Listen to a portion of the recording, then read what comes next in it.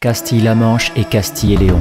Ces régions historiques sont aujourd'hui connues comme le désert de l'Espagne. 26 habitants par kilomètre carré, soit la même densité que la Suède, le deuxième pays le moins densément peuplé d'Europe.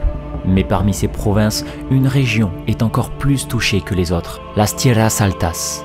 Déjà faiblement peuplée, cette région montagneuse est passée de 10 000 habitants au début du XXe siècle à 1358 en 2021. Moins de 2 habitants au kilomètre carré, l'équivalent de la Laponie.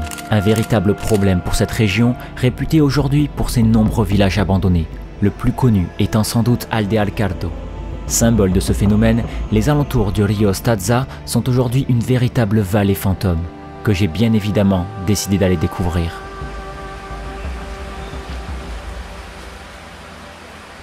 Bienvenue à tous chers explorateurs, me voici enfin de retour en Espagne pour explorer de nouveaux villages abandonnés à vous faire découvrir.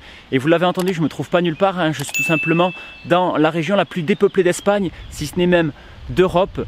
Et je me trouve plus précisément au-dessus du Rio Ostazza. Pourquoi ici? Parce que c'est une vallée qui a particulièrement souffert du dépeuplement. Sur quelques kilomètres, on trouve 3 villages abandonnés que je vais aller explorer, vous faire découvrir. Et d'ailleurs, me voici à l'entrée du premier, Camporredondo, et ça a bien changé depuis les années 60. On le voit un peu à l'état de certaines maisons, ce village, étant donné qu'il est très proche de la route qui se trouve juste au-dessus, eh bien, a été un peu rénové, mais ça reste un village dépeuplé puisque personne n'y habite à l'année. C'est génial que ça ait été un peu rénové parce que ça permet vraiment de se rendre compte à quoi pouvait ressembler cette rue à l'époque. On le voit, celle-ci a été très bien entretenue, contrairement à celle-ci, qui malheureusement n'a jamais été vendue et qui est complètement écroulée. Aujourd'hui, on n'a malheureusement plus que cette rue qui est visible, et encore, certaines des maisons ne sont plus que des façades. Derrière, eh bien, la nature reprend ses droits. Alors quand on arrive comme ça pour la première fois, on se dit peut-être que le village est un peu sauvé, voilà, qu'on voit à quoi il ressemblait avant, mais ce qu'il faut savoir, c'est qu'il y avait quand même une vingtaine de maisons à l'époque, il n'y avait pas qu'une rue, et quand je vois l'état de l'église d'ici, j'ai peur de ce à quoi elle ressemble.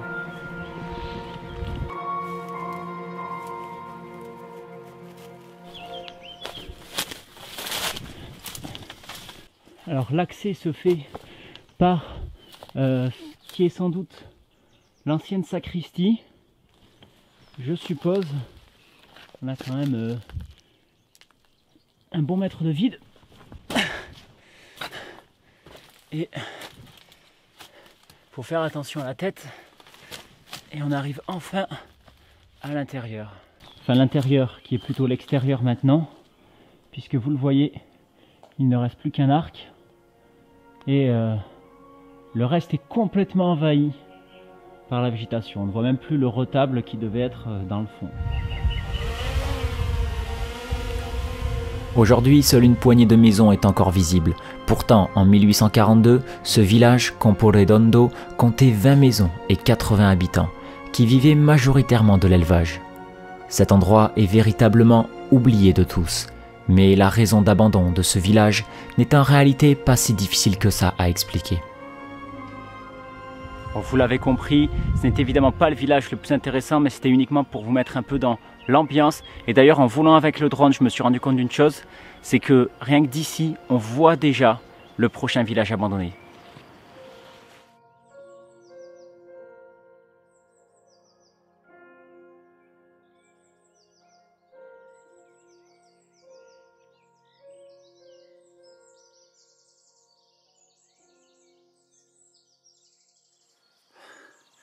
Et ça y est, me voici dans le village. Alors pour vous, ça a pris que quelques secondes. Pour moi, j'ai passé la nuit ici pour profiter des belles lumières matinales. Et l'ambiance, je peux vous dire, est extraordinaire. C'est vraiment très calme. On n'entend pas un bruit. Et le village a l'air vraiment assez grand. Et voici le chemin d'accès au village avec cette vue sur tous les champs cultivés. Il faut s'imaginer que chaque maison travaillait les champs à l'époque et qu'il y avait des pâturages également un peu partout. Aujourd'hui, vous le voyez, vous l'entendez, il n'y a malheureusement plus d'animaux nulle part. La première chose qu'on voit en arrivant, c'est évidemment la tour campanile de l'église avec son clocher, où les cloches ont malheureusement disparu. Et puis ensuite on aperçoit les premières maisons en ruine. On le voit, cette première maison est effondrée à l'intérieur, il ne reste plus rien. Celle-là, on n'a même plus la façade. Et on voit qu'il y a eu des tentatives de rénovation. Parce que là, ça date clairement pas de l'époque de construction du village. Mais eh bien, c'est des rénovations qui n'ont jamais vraiment abouti. Vous voyez, les arbres poussent carrément dans l'entrée. Et à l'intérieur, eh ben, on voit que ça a été utilisé par les animaux, mais il n'y en a plus depuis un moment. Donc qu'est-ce qui s'est passé? Je n'en sais rien.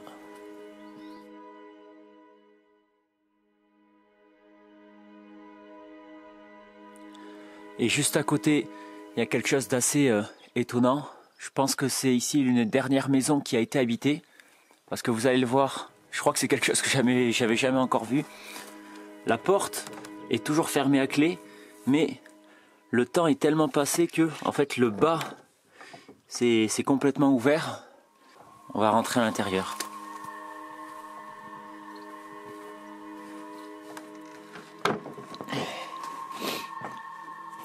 Wow. Alors ça, c'est assez fou. J'avais jamais vu dans un village abandonné. Je pensais qu'il resterait rien à l'intérieur. Des fois il y a des objets, mais alors une peluche, j'avais encore jamais vu. Il fait vraiment super sombre. Pourtant j'ai mon panneau LED qui est quasiment à fond. On était sans doute dans la partie qui était réservée aux animaux. Elle a peut-être été utilisée comme lieu de stockage en dernier, mais là, je dois me baisser pour passer. Et on le voit et on le sent encore. C'était clairement une partie pour les animaux. On va pouvoir monter. Avant de monter, regardez. Encore ici, une autre peluche. On va être à côté de la maman. On fait quand même tout doucement dans les escaliers, même si la maison a l'air en assez bon état. Oh, c'est fou. Oh, alors ça, c'est complètement fou.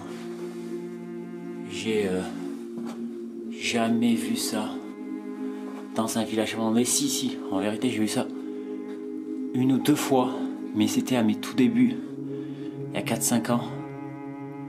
D'avoir ça dans un village abandonné, c'est-à-dire qu'abandonné depuis, voilà, 30, 40, 50 ans, c'est inimaginable aujourd'hui avec tous les pilleurs qu'il y a. Regardez ça. Alors je pense honnêtement que il y a eu une tentative de rénovation et que ça a été réabandonné par la suite, ce qui explique pourquoi il reste autant de choses. Mais c'est assez fou. Ce que j'adore ici, c'est le sol en carrelage typique qui lui devait être là à l'époque. Vous voyez, on voit qu'il y a eu des tentatives de rénovation, mais elles ont, je pense, été abandonnées il y a un moment. On va le savoir tout de suite. Regardez, 2016. Donc voilà, ça a été probablement abandonné autour de 2015-2016. Et ça, c'est rigolo par contre, regardez. C'est un jeu de cartes, mais pas n'importe quel jeu, c'est un jeu de mouches. Et qui est typique en fait de ces régions. Ce qui est vraiment génial, c'est que là, on peut vraiment se rendre compte comment ça devait être compliqué de vivre à 7, 8, voire 9 dans une maison aussi petite. Quand on voit juste la taille de la chambre, c'est minuscule. Et là, ce qu'il faut se dire, c'est qu'il y avait vraiment une famille entière avec plusieurs enfants et les grands-parents qui vivaient des fois ici. Preuve encore une fois qu'il y a plus grand monde qui a été depuis un moment. Il y a vraiment des des cacas d'animaux. Je me suis fait attaquer par une hirondelle.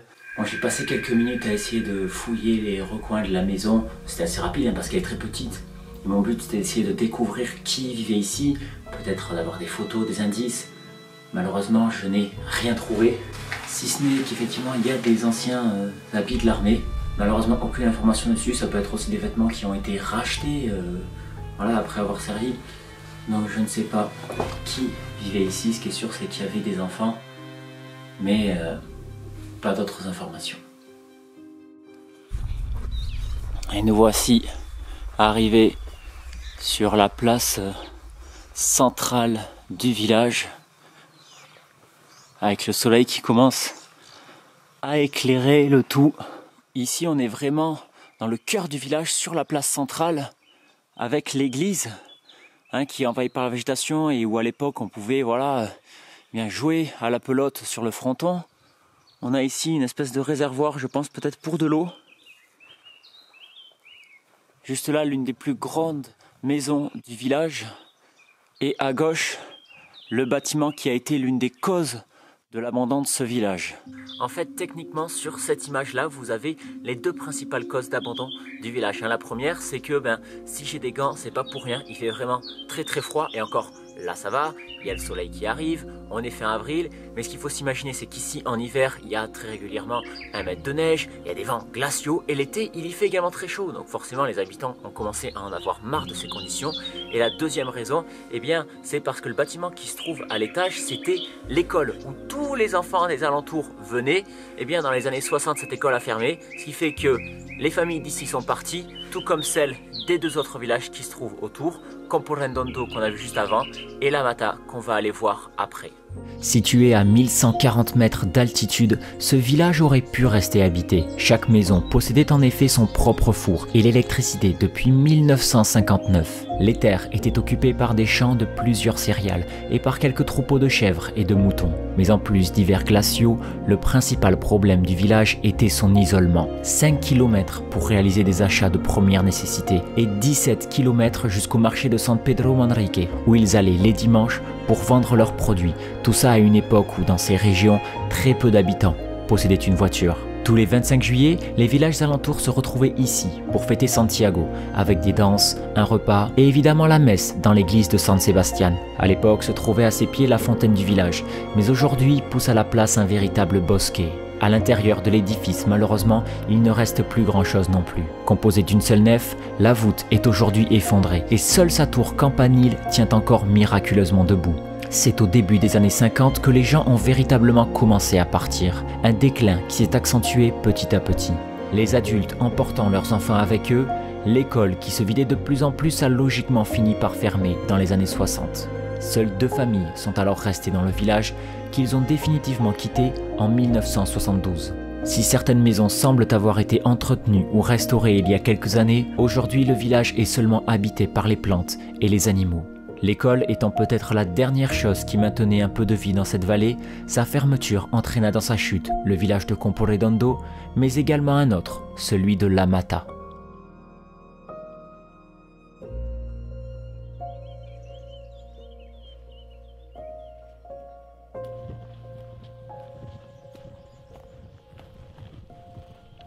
Et donc ça y est, m'y voici dans ce dernier village de cette vallée, petit village de La Mata, ou plutôt ce qu'il en reste, parce que eh bien, vous vous en rendez compte, il n'y a plus grand chose, tout est ruiné. Alors ça a été ruiné par le temps, mais également par les nombreux pillages qu'il y a eu. Les gens sont tout simplement venus se servir en fait pour faire leur propre maison. Mais c'était important, je trouve, de vous le faire découvrir pour montrer en fait l'impact du dépeuplement dans cette vallée, à quel point tout est abandonné, désert, fantomatique. Et je pense qu'on s'en rend compte. Allez, ici, je suis en train de marcher sur les ruines, les vestiges d'une ancienne maison pour essayer d'atteindre la partie centrale du village. Et voilà l'un des exemples les plus clairs et nets de ce pillage horrible, détestable. C'était tout simplement la fontaine dans les années 60. Et voilà à quoi elle ressemble aujourd'hui. La plaque n'existe même plus. Il y a des tags. L'eau ne coule évidemment plus. et les maisons derrière sont complètement écroulées. Et voici l'accès de l'église qui devait être très sympathique à l'époque. On passait sous ce petit arche. Ici c'était sans doute la sacristie. Et l'arbre qui pousse ici, le lilas, annonce la couleur, si j'ose dire, de l'intérieur, complètement envahi par la végétation, comme toutes les autres églises de cette vallée. Il ne reste strictement rien. Seul vestige qui tient encore debout, miraculeusement, cette petite chapelle latérale avec sa voûte sublime.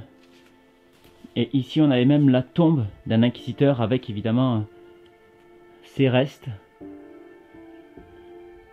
mais qui bien évidemment a été complètement pillé. 70 personnes réparties dans une quinzaine de maisons vivaient ici.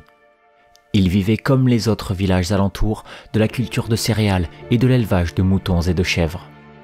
Mais ici, en plus de l'isolement, le manque de travail était aussi un problème. Plusieurs villageois étaient obligés de partir dans des régions voisines pour y travailler pendant quelques semaines et rapporter de l'argent. Les fêtes de San Roque avaient lieu le 16 août avec des musiques et des danses sur la place de l'église, aujourd'hui envahie par la végétation.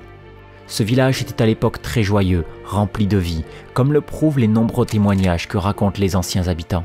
Mais en 1953, la dernière naissance a eu lieu, et en 1965, le dernier décès, celui de Sobio, toujours enterré dans le village.